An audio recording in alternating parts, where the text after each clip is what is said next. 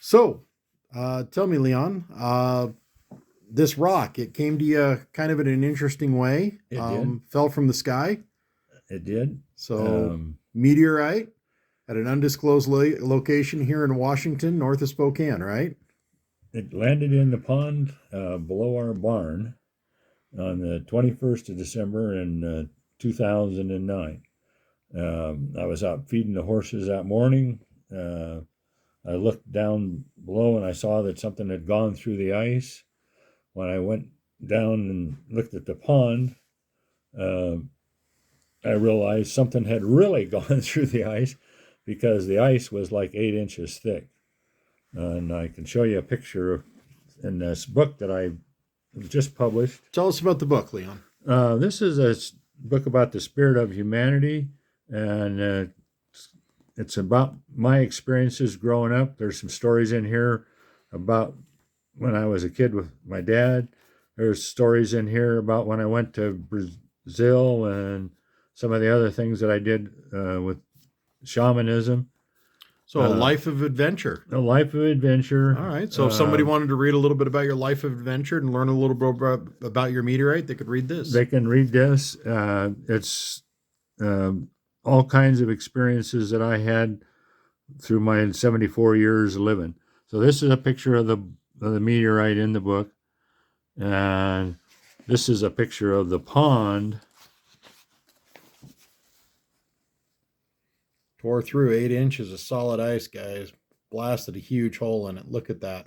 And the interesting thing was, you can see the angle that it came in at. And I followed that angle back, and there was a meteorite sighting, one in Norway and one in Canada. And when you drew the line, it lined up exactly up to the pond.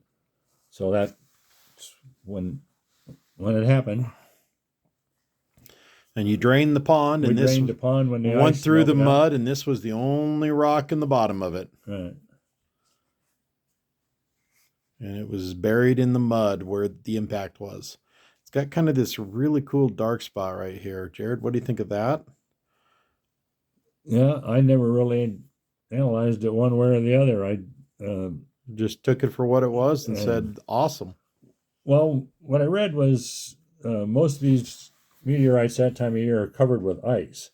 And you can see that there's actually looks like ice or something had done some degree of polishing on some of the surfaces, but some of the other is broken and whatnot. Right. So maybe this was the part that was getting the friction and the heat, and this is the part behind it that was breaking up. Right. Right. Fracturing as it went down. Right. There should be some other small pieces somewhere in there by then. Well, or somewhere. Yeah.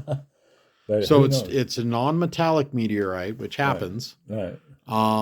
So far, we're going to take a wand to it here and out of the truck. I'll hit it with a Garrett pinpointer and see if it registers for anything in the ferric metal range. But